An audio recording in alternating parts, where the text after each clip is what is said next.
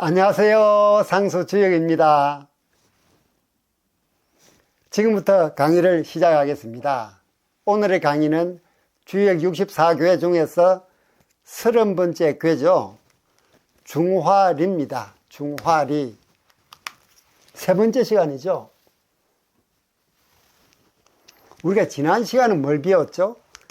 지난 시간은 중화리 교회의 괴사와 상사를 배운 바가 있습니다. 오늘은 초요, 이효, 삼효에 대한 효사를 배우는 시간입니다.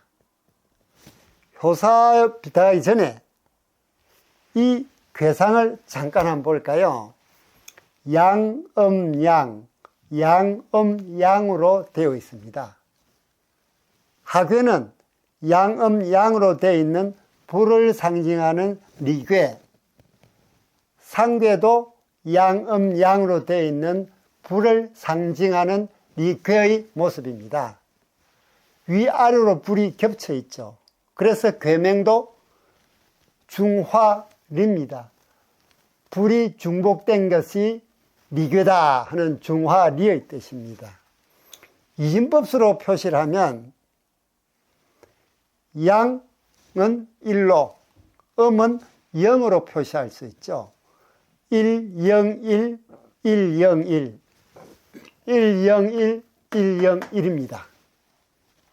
그래서 30번째 방에 해당하는 중화리의 방에 들어가기 위해서는 101, 101이라는 방의 비밀번호를 누르면 이 방에 30번째 방에 들어갈 수 있는 것이죠. 그럼 지금부터 101, 101이라는 비밀번호를 누르고 중화리 교회, 즉 중화리 방에 들어가도록 하겠습니다.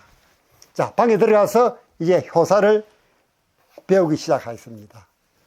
먼저 이 괴상은 조금 전에 설명드렸고, 이 효사를 우리말로 한번 읽어볼까요? 초구, 리착연,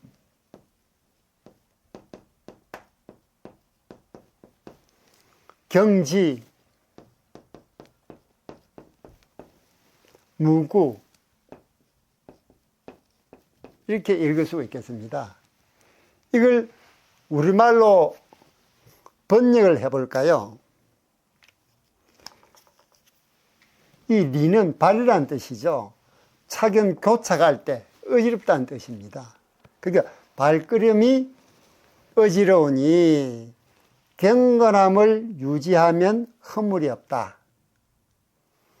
발걸음이 어지러우니 경건함을 유지하면 허물이 없다. 이렇게 우리가 해석을 할 수가 있겠습니다.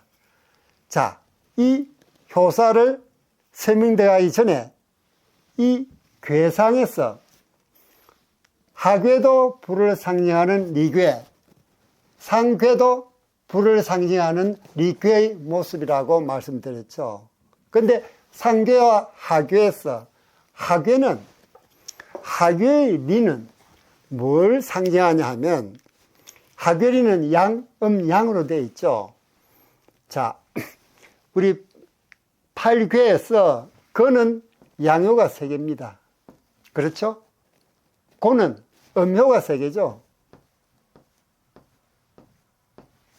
자, 여기서 양효 3개인데 가운데 효를 고의 음효로 하나 빌려옵니다. 그럼 어떻게 되죠? 양효 2개에서 가운데 음효를 하나 빌려옵니다. 이게 바로 리괴의 모습이죠. 우리 여기 보고 있는 리괴의 모습입니다. 불을 상징하는 리괴죠.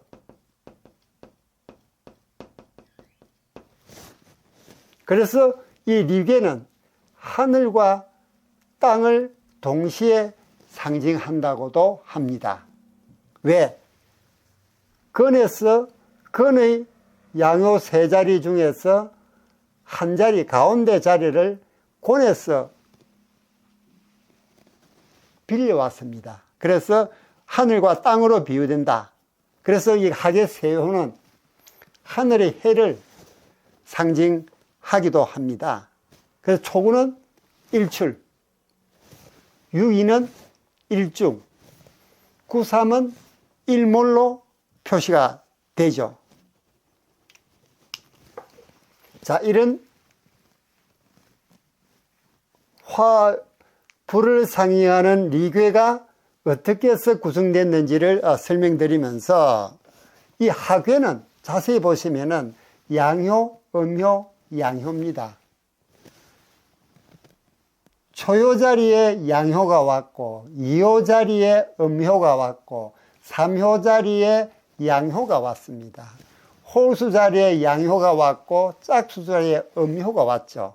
그래서 이 세 개의 효는 모두 발음을 얻었습니다. 바른 자리를 차지하고 있죠. 바른 자리를 차지하고 있다는 얘기는 이 하괴가 제자리를 차지하고 있다는 거기에는 덕을 쌓아가는 수신,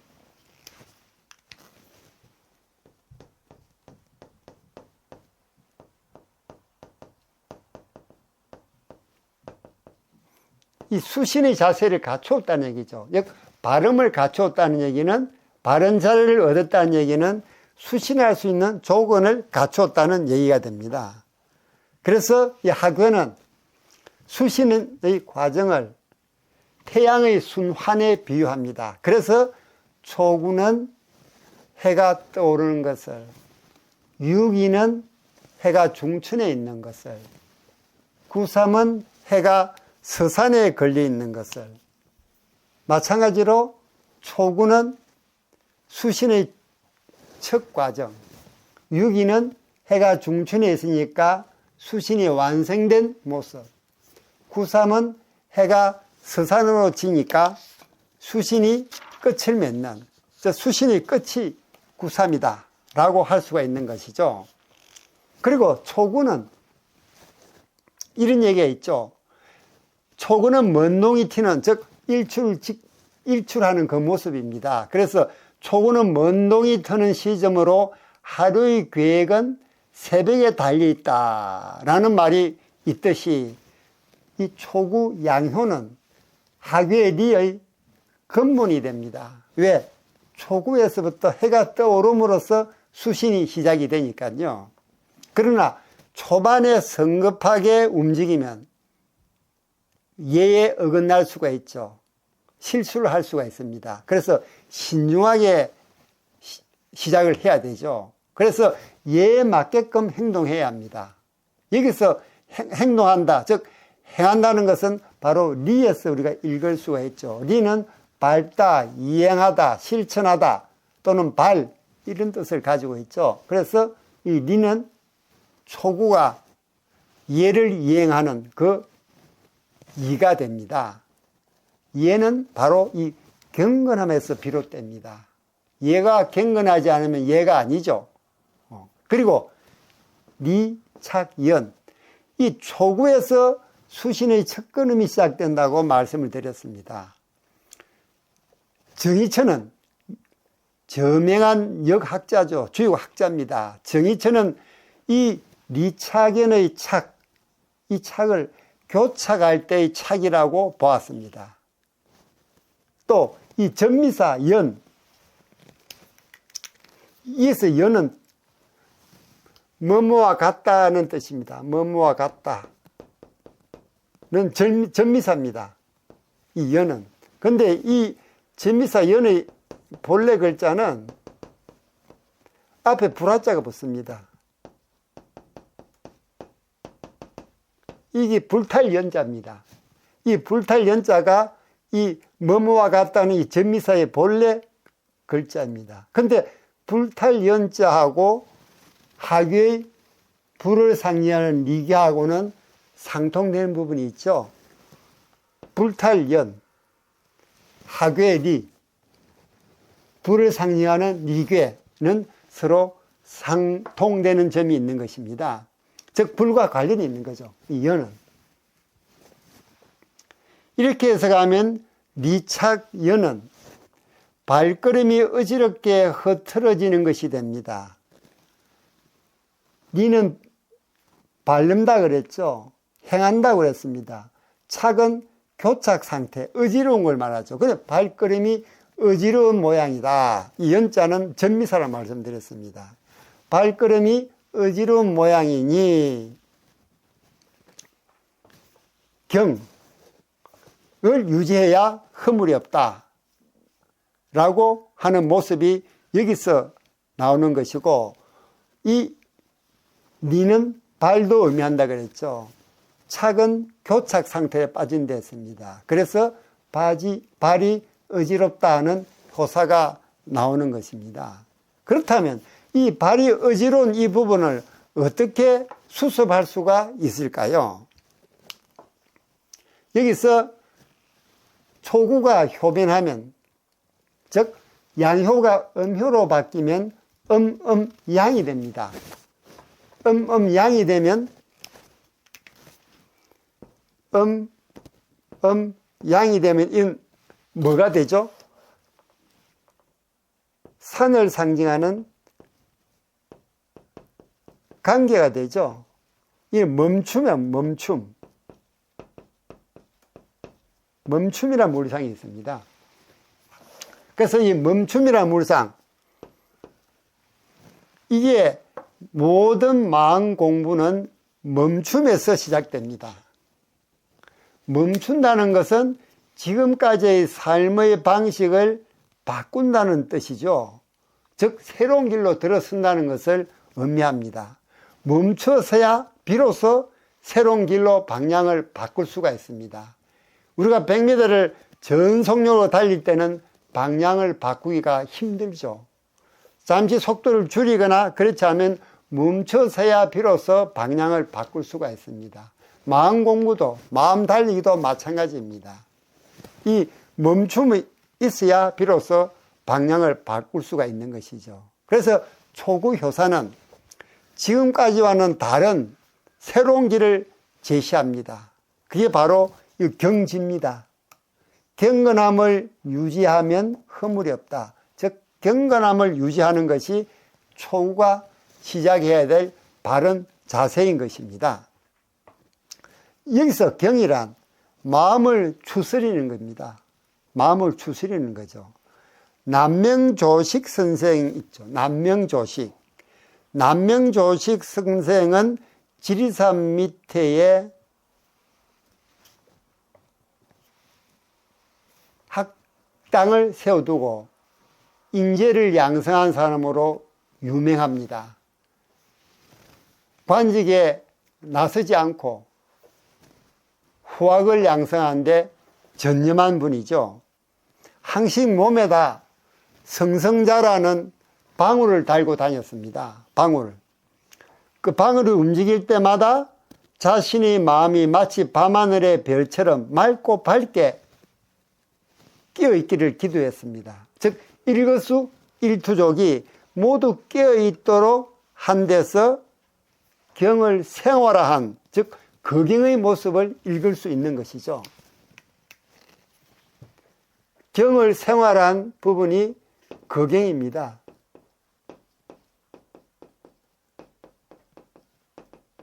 즉 경건하기를 머문다. 즉 경건함을 유지한다는 그런 뜻이 되는 것입니다. 이 경이란 마치 100m 달리기의 출발선상에 서 있는 선수들의 마음과도 같습니다. 즉 고개를 숙이고 출발 총성이 들릴 때의 그 기다리는 마음, 팽팽한 그 긴장 상태, 그것을 경이라고 하는 것입니다. 그래서 초구는 니귀의 근본이면서 시작점이고, 발걸음이 어지럽긴 하지만 경건함을 유지하면은 허물은 없다. 즉 성급하게 굴지 말고 차분하게 접근하라는 그런 뜻을 가지고 있는 것입니다. 다음 6.1을 볼까요?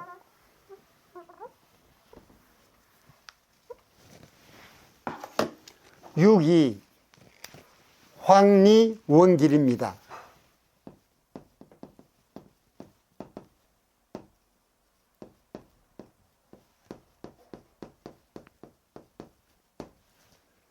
우리말로 해석을 하면은 황색에 걸려 있으니 크게 길하다 라고 해석을 할 수가 있겠습니다. 자, 이 황색 또 리는 우리가 지난 시간에 배울 때 이 리는 리자를 파자하면은 흩어질 리 더하기 세추라고 말씀드렸죠. 세추. 이 흩어질 리는 그물이라는 뜻도 가지고 있습니다. 그래서 그물에 걸리다는 뜻이 파생되어 나오죠. 그래서 황색에 걸리니 크게 길하다라고 되어 있는데, 이 황색은 곤의 색입니다. 곤의 색. 무슨 뜻이냐면, 여기 보면 오행이 있고 오방이 있고 오방색이 있습니다. 오행은 말 그대로 여러분들 알다시피 목, 화, 토, 금, 수 오행이죠. 오방은 5군데 방입니다. 방향이죠. 동, 북, 중, 서, 북입니다. 동, 이게 북이 아니죠. 남이다, 그죠? 잘못 적었습니다.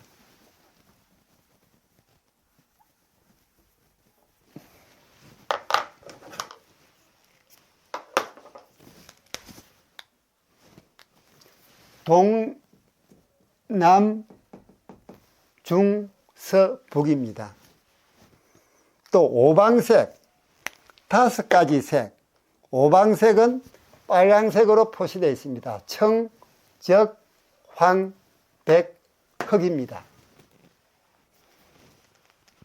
그 다음 오행을 표시하는 토는 우리가 효로 표시하면은 음요 3개죠. 이 곤입니다. 즉 땅을 상징하죠. 그래서 황색은, 여기 황색은 이 곤을 의미합니다. 땅을 상징하는, 대지를 상징하는 곤의 색입니다. 즉 대지의 색이고 땅의 색입니다. 유기는 조금 전에 설명을 드릴 때 원래는 양요 3개가 있었는데 중간에 음효를 곤에서 빌려왔다고 했습니다. 유기는 곤에서 온 것으로, 곤의 덕에는 직방대란 곤의 덕이 있습니다. 직방대.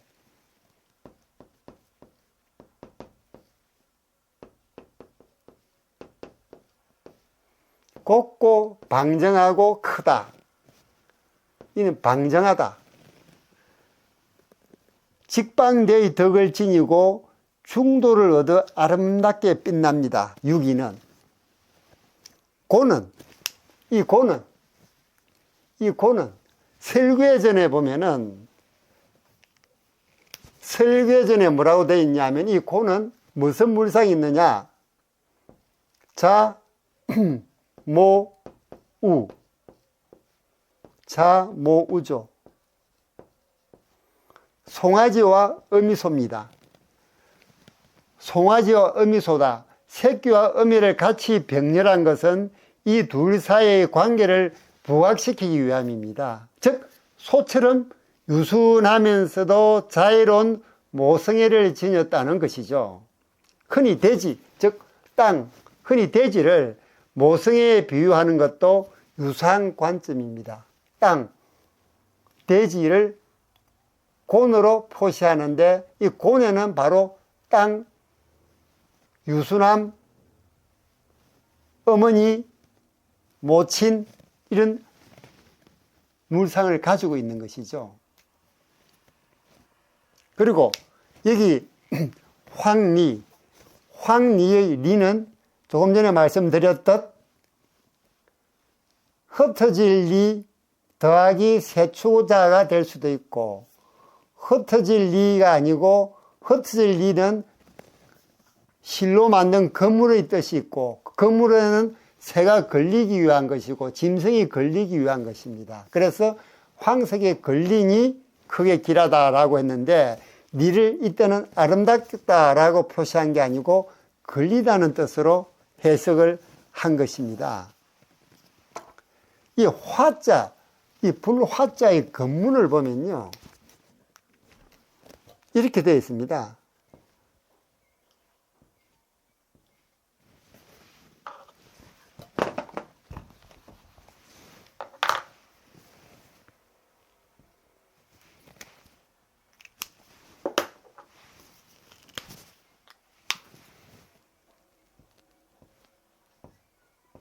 이 불화자가 건문에는 이렇게 표시가 되어 있죠. 이 중간에 꽃갈. 자, 다시 한번 볼까요? 불화자가 이렇게 표시되어 있는데, 이 중간에 꽃갈이 바로 이 꽃갈 모양이 옛날에 음요 표시입니다. 그리고 행어른 두 개는 양요죠. 음요가 있고 양요가 두 개 있습니다. 이게 바로 이 양, 음양, 리계의 모습입니다. 즉, 리계와 불화는 이 건문에서 보듯이 같은 형태를 띠고 있는 것이죠. 이 불화자가 바로 리계를 표시한 그런 형상을 띠고 있는 것입니다. 사실 불이란 건 보면요, 외부에서 언뜻 보기에는 불 자체가 활활 타오르는 것 같지만, 불은 불탈 수 있는 재료가 없으면 불이 날 수가 없습니다. 즉, 불은 불탈 수 있는 재료에 붙어서 불이 나는 것이지, 불탈 수 있는 재료가 불에 붙는 건 아닙니다. 마찬가지로 이 리가 불이 되기 위해서는 중간에 음요가, 즉 불탈 수 있는 재료가 반드시 있어야 된다는 그런 얘기입니다. 그래서 불의 중심은 바깥에 있는 양효가 아니라 중간에 있는 음효가 되는 것입니다. 이렇게 볼 때 황새에 걸리다는 의미는, 즉 곤의 덕에 걸리었다는 의미가 되죠. 즉 자애로운 곤의 덕을 밝게 드러냈다는, 즉 곤의 덕을 바깥으로 드러냈다는 게 바로 불이다 라는 부분을 우리가 괴상해서 읽을 수가 있는 것입니다.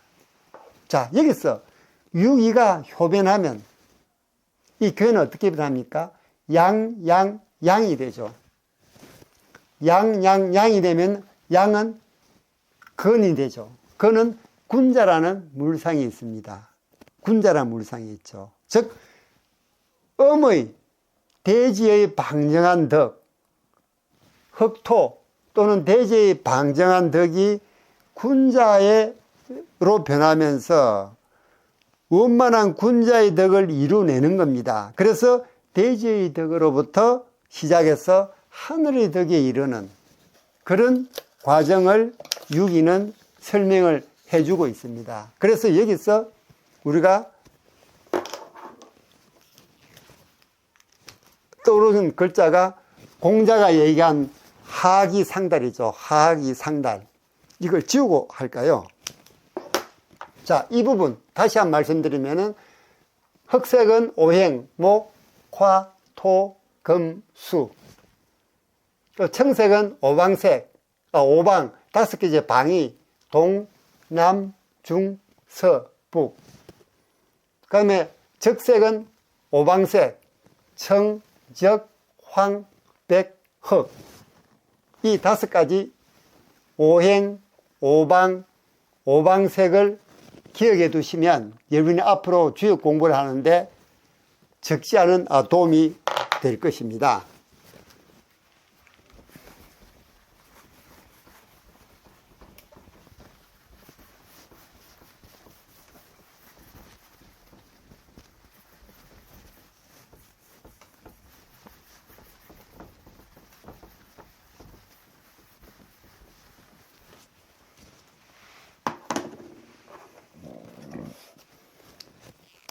자, 공자가 얘기한 하기상달.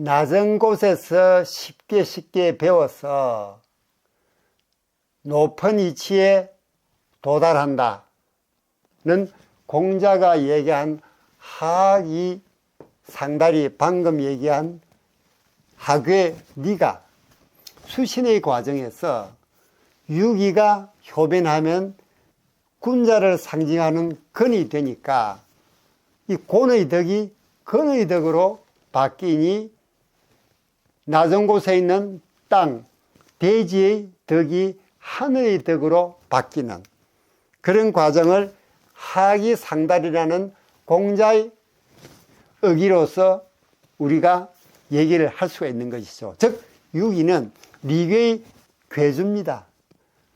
괴주, 제일 중요한 효죠. 효로 근곤의 덕이 모두 갖추어짐으로 크게 길하다 라고 얘기를 하고 있는 것입니다. 다음 9.3 9.3을 한번 읽어볼까요?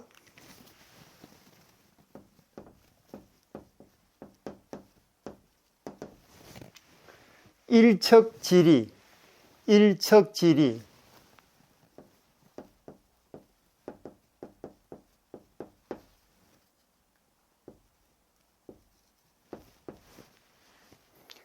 불고부 이가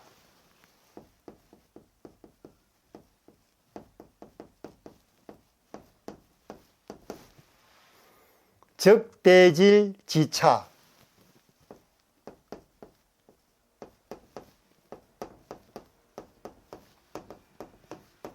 그 다음 흉 이렇게 읽을 수 있죠. 이걸 우리말로 번역을 하면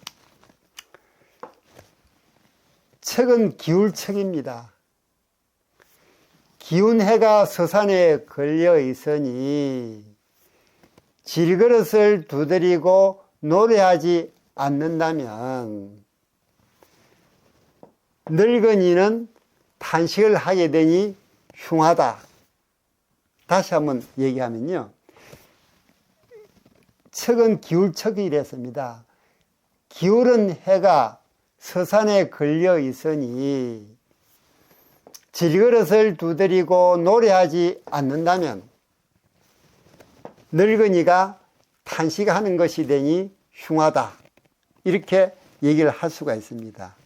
여기서 척은 조금 전에 말씀드렸듯 해가 중천을 지나 서쪽으로 기운 것을 얘기합니다. 이 척은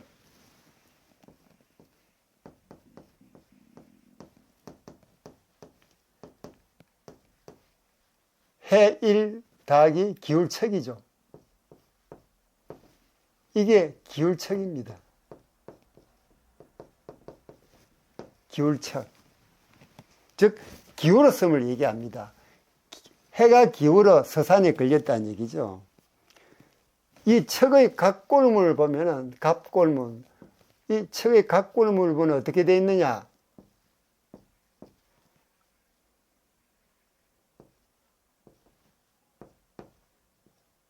이렇게 되어 있습니다.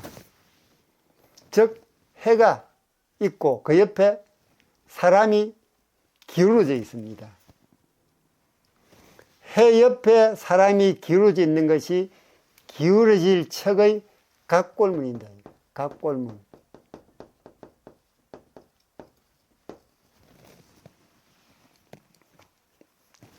이제 해 옆에 사람이 기울어져 있는 것은 해가 기울어진 모습을 나타내고 있는 것이죠. 자, 이 불고부이가를 보면은 해가 기울었으니 더 이상 밝음을 유지할 수 없습니다. 즉 해가 기울어서 서쪽에 걸려 있는 거죠. 그래서 밝음을 더 이상 유지할 수가 없죠. 그래서 떨어지는 낙조는 되돌릴 수 없는 자연의 순환입니다. 자연이 순환하는 거죠. 낙조가 되면 즉 해가 서산에 기울고 나면 그 다음 날 아침 다시 뜨는 것이죠. 그 순환하는 부분을 우리 인간이 어떻게 거역할 수가 없습니다. 할 수 있는 방법은 낙조를 보면서 즐기는 수밖에 없습니다. 그래서 질그릇을 두드리며 노래를 부른다는 이 효사가 나오는 것이죠. 그런데 질그릇을 두드리고 노래를 부르지 않으면은 결국 늙은이는 탄식을 하게 되니 흉하다는 것밖에 없습니다. 그래서 질그릇을 두드리며 노래한다. 만약 세월을 한탄하거나 젊은 시절을 놓지 않으려 한다면 노인의 서글픈 탄식만 있을 뿐이고 그래서 흉하다로 해석이 되는 것입니다. 여기서 하구의 리는 누차 얘기했듯이 수신을 상징한 데 있습니다. 해가 뜨고 중춘에 있고 지고 하는 이 과정을 통해서 덕을 쌓는 수신의 과정이라 말씀을 드렸습니다. 그래서 이 초구는 이제 막 삶을 시작하는 10대, 20대, 2호는 30대, 40대, 3호는 50대, 60대를 의미합니다. 그 당시에는 60까지 살면은 아주 오래 산 것이죠.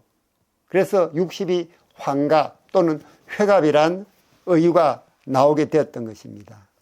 즉 60대의 93이 되면 이제 자기 삶을 마무리할 그런 시기입니다. 여기서 초우가 효변하면 양유가 음유로 변하죠. 그럼 양이 됩니다. 양이 되죠. 이건 산을 상징하는 간괴의 모습입니다. 간괴의 모습이 되는 겁니다. 그래서 초우가 효변하면 간이 되어 산란한 마음을 멈춘다. 즉, 이 간에는 멈춤이라는 물상이 멈춤. 조금 전에서도 나왔었죠. 그죠? 멈춤이라는 물상이 있습니다. 그래서 60대가, 즉, 93이 되면은 멈추어서 삶을 마무리해야 됩니다. 즉, 산란한 마음을 멈추고 경의 상태로 들어서는 거죠. 이 경의 상태로 들어서는 겁니다. 93에서는 해가 떨어지면 일몰이니까 그죠? 해가 떨어지면 다시 떠오른다는 자연의 순환을 생각해야 됩니다. 그런데 만약 93이 효변하면 양유는 음유로 바뀌죠. 그럼 음이 됩니다. 음이 되죠. 이거는 우레를 상징하는 진괴가 됩니다. 진괴. 이게 무슨 물상이 있느냐? 질그릇, 또 진동, 두드려서 소리내는 진동, 질그릇과 진동의 뜻이 있습니다. 진동이 물상이 있는 것이죠. 그 진은 93이 효변하면 진이 되는데 이 진에는 새로운 생명을 회복한다는 그런 뜻도 이 진은 가지고 있고 질그릇은 또 진동이란 물상도 가지고 있습니다. 그래서 여기에 질그릇이란 부가 나오고 그 다음에 노래라는 노래가 나오는 것도 이 질그릇, 진동 여기에 물상하고 관련이 있는 것입니다. 여기서 부는 질그릇 같은 항아리인데 옛날 서민들의 술통입니다. 술통을 부라고 합니다. 술통을 두드리는 거죠. 그러면서 술 한 잔 먹고 술통을 두드리면서 노래를 부르는, 옛날에 우리 술판 젓가락 두드리는 게 있었죠. 우리 어릴 때는 그렇게 했었습니다. 술을 마시고 나면 술통을 두드리는 대신에 젓가락으로 상을 두드리면서 노래를 부른 그런 모습하고 유사한 것이 되는 것입니다. 그래서 구삼은 이제 역할을 다하고 담담히 물러서는 모습을 표시하는 겁니다. 물상으로 보면 이 리는 가운데가 비었죠. 즉 음요는 비어 있는 겁니다. 가운데가 비니까 어떻게 됩니까? 바로 이 술통의 모습이 되죠. 비어 있는 술통의 모습. 술통은 가운데가 비어 있습니다. 혹은 술로 채워져 있죠. 양 겉은 단단합니다. 그래서 부의 모습은 이 리괴의 모습에서 나옵니다. 또 방금 얘기한 구삼이 효변하면 하계는 진이 되죠. 진이 되는, 우레를 상징하는 진이 되면 질그릇과 두드려서 소리나는 진동의 물상이 있으니 여기에서 질그릇을 두드리고 노래한다. 질그릇을 두드린다는 물상은 바로 진귀에서 나오는 질그릇과 진동의 모습에서 할 수가 있겠습니다. 또 이 질은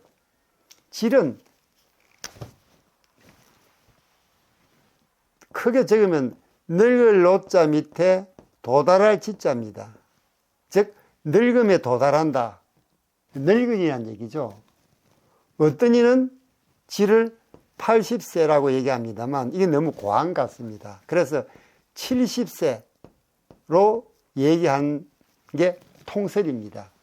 즉 질은 80세를 말한다. 그러나 70세라는 설이 다수설이다.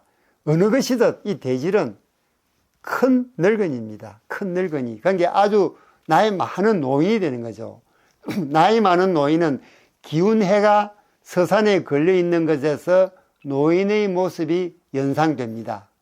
아울러 노인의 단식, 차는 단식이죠.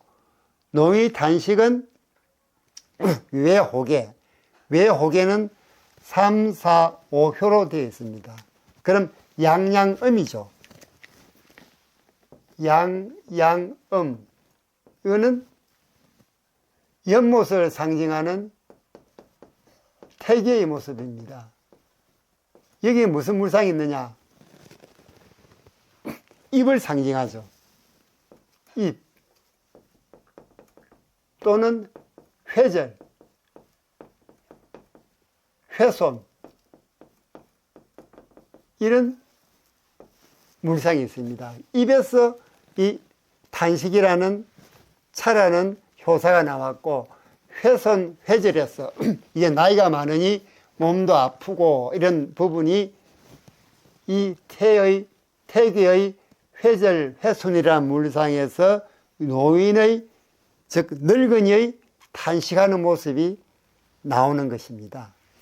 그래서 결국 구삼의 효사도 괴상에서 또 물상에서 다 읽어낼 수가 있음을 우리가 알 수가 있겠습니다. 지금까지 초요, 이요, 삼요에 대한 효사를 설명드렸습니다. 이 중화리괴가 우리에게 던지는 메시지, 진정한 빛은 혼자가 아닌 함께 빛날 때 완성된다 라는 이 메시지를 우리가 받아들이면서 이에 대한 여러분의 의견도 댓글로 남겨주세요. 하나하나 읽어보고 명심하고 반영해서 우리 더 많은 주기의 교훈을 배우도록 하십시다. 여러분들의 좋아요, 구독, 댓글은 제게 큰 힘이 됩니다. 저는 다음 시간에 더 좋은 영상으로 여러분을 찾아뵙도록 하겠습니다. 여러분 안녕.